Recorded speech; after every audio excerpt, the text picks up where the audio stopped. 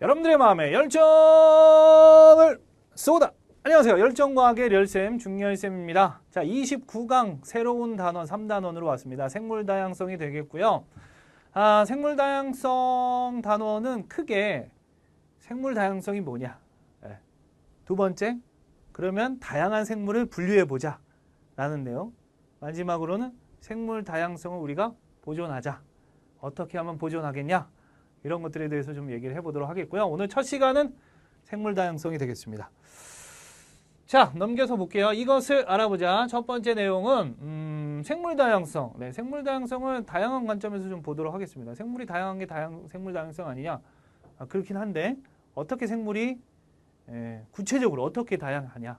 이렇게 보도록 하겠고요.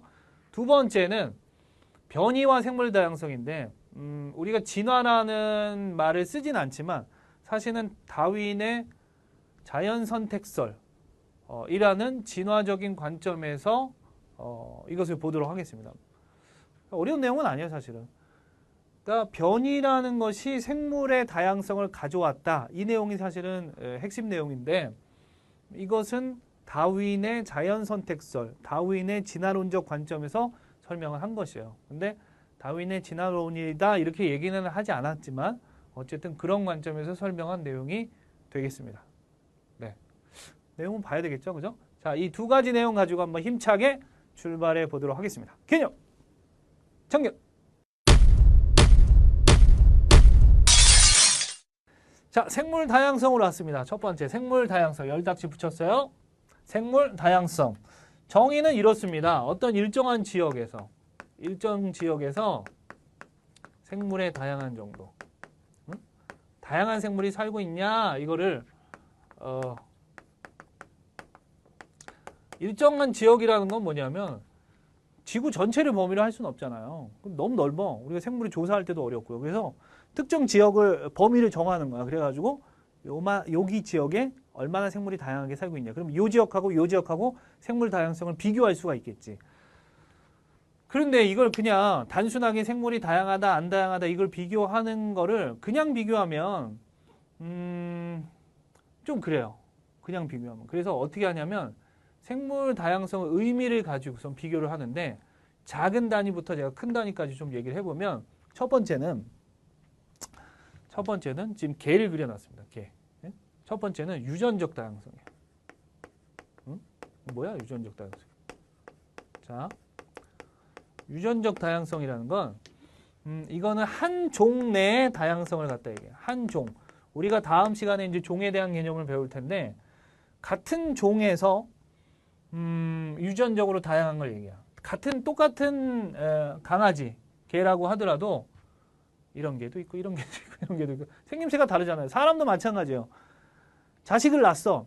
저희 할머니가 9남매를 낳았습니다. 9남매를 낳아서 3분이 돌아가셨어. 6명이 살아있는데 저희 아버지가 이제 사실상 넷째인데 저희 위에 이제 여자 고모가 둘이 있고 그 다음에 아버지 말고 또 남자 큰아버지가 있었는데 아버지가 아주 어렸을 때 돌아가셔서 실제로는 저희 아버지가 장남이나 마찬가지예요. 그러면 위에 고모들, 저희 아버지, 그 밑에 뭐 삼촌들, 작은 아버지들이죠. 지금은 다 달라.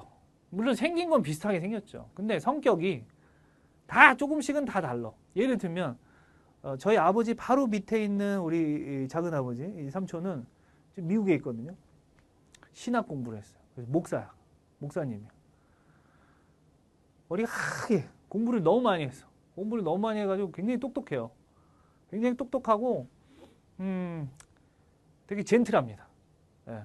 그런데 그 밑에 삼촌은 와일드해. 공부 안 했어. 예. 공부 안 하고 예전에 사진 찍으면서 다니셨어요. 그래서 사진관 할까 이러다가 망했어. 그러니까 성격이 약간 뭐 한번 해볼까? 이러고 망하고 또 해볼까 하고 망하고 돈을 잘 못 버는 스타일이죠.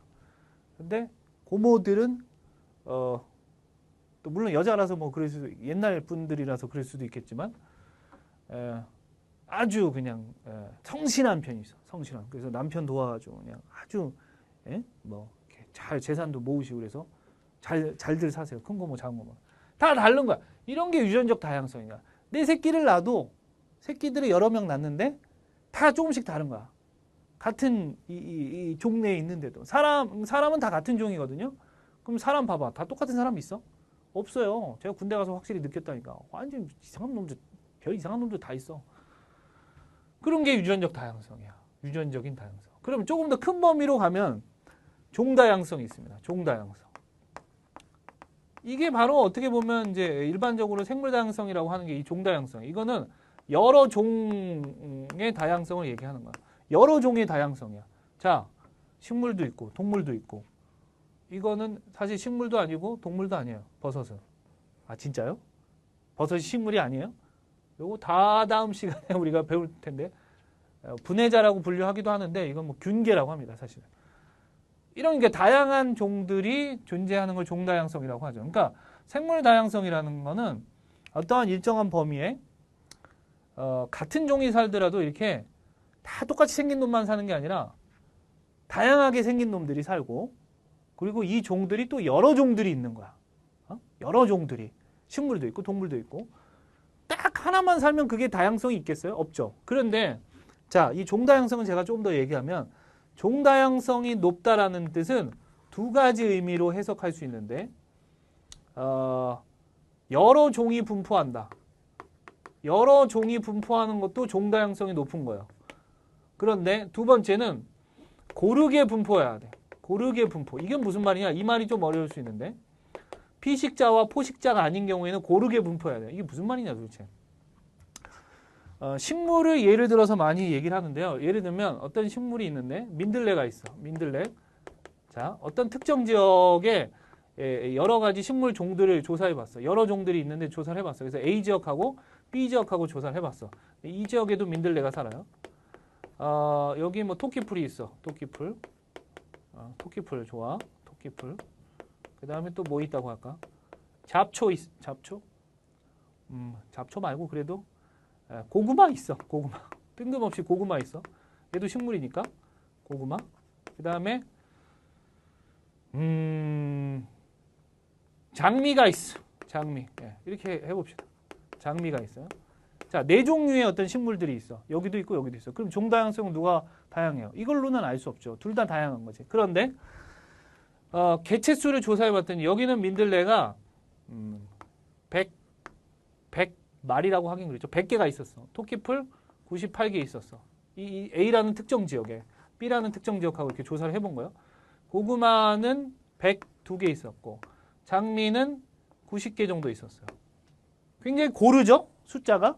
근데 여기 봤더니 민들레가 1500개야. 토끼풀 2개 있고 고구마 하나 있고 장미 3개 있어.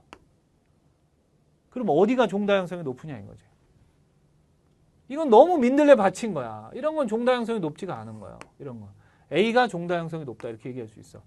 여러 종이 있다고 해서 무조건 종다양성이 높은 게 아니라 고르게 분포가 돼야 된다는 거야. 고르게.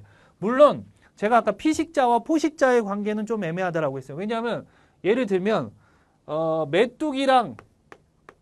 메뚜기가 갉아먹는 뭐 예를 들어서 벼가 있다라고 해볼게요. 그러면 메뚜기랑 벼 중에 메뚜기가 월등히 많으면 안 돼요. 항상 잡아먹히는 놈이 월등히 많아야 돼. 잡아먹는 놈이 월등히 많으면 이거는 다 먹고 없어지거든. 그래서 얘가 많을 수밖에 없어요. 그러니까 이런 경우에는 얘가 월등히 많을 수 있지만 얘는 서로 잡아먹히는 사이가 아니잖아요. 이런 경우에는 고르게 분포해야 된다는 거죠. 무슨 말인지 알죠? 이런 게 종다양성이 높은 것이다. 자, 그 다음 마지막으로는 이건 뭐냐? 산, 강, 사막이야. 산, 강, 사막. 이게 바로 생태계 다양성이야. 생태계 다양성. 근데 이 생태계 다양성은 쉽게 얘기하면 생태계 다양성은 서식지의 다양성이에요. 서식지.